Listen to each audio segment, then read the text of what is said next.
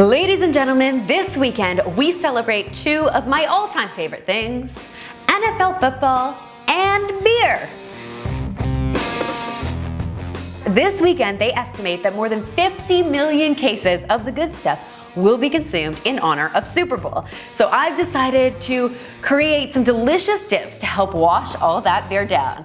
So I started with blue corn tortilla chips as my jumping off point because each team has blue as their team color. Then I created a Seattle Seahawks seafood guacamole, totally fitting when you're a port city like Seattle. For our Seattle seafood guacamole, we're going to start with a standard guacamole recipe. Couldn't be easier. We're going to dice up 3 avocados. If you've never chopped an avocado before, you want to check out this video. It will give you some great tips and techniques for working with this beautiful little fruit.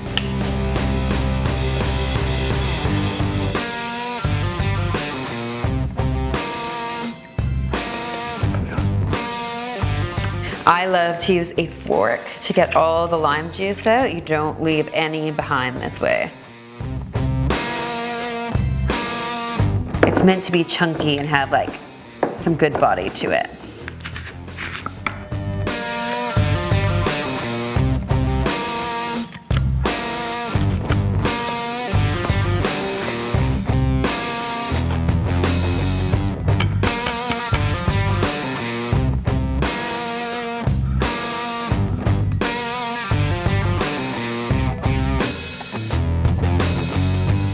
Remember, most of the heat is in the seeds.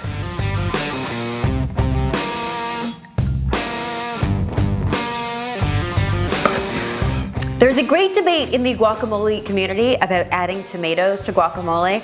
I say the more healthy things you can get into a Super Bowl dip, the better off you're going to be. So don't hold back.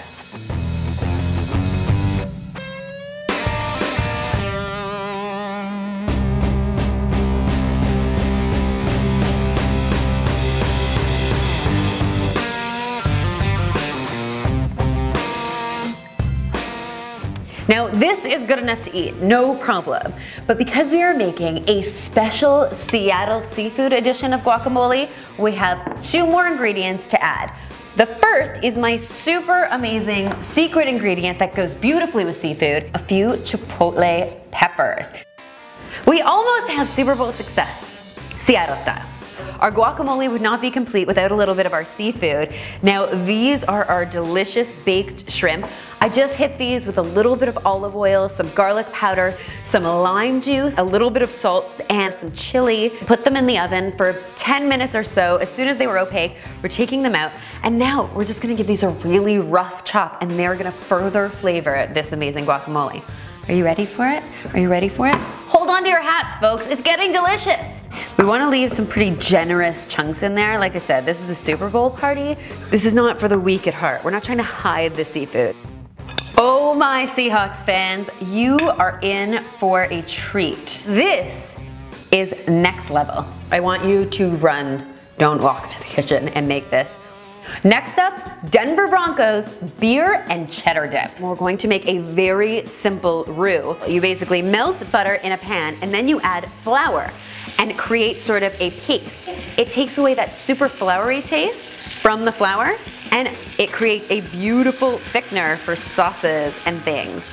And here you go. As you can see, it starts to get liquidy.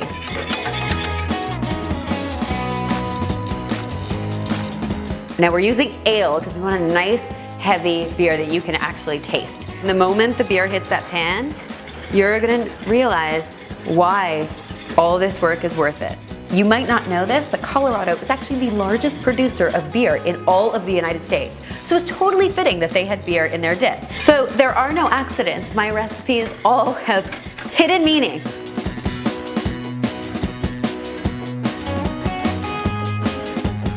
As a cheese purist, I typically do not support any sort of orange cheese, but we are making an exception today because the Denver Broncos team colors are blue and orange, so we want to make sure they are well represented in this recipe. But in every other case, make sure that your cheddar is white. Please, do it for me. It's time for another taste. Whoa, it's rich, it's spicy, it's salty, it's sure not very good for you.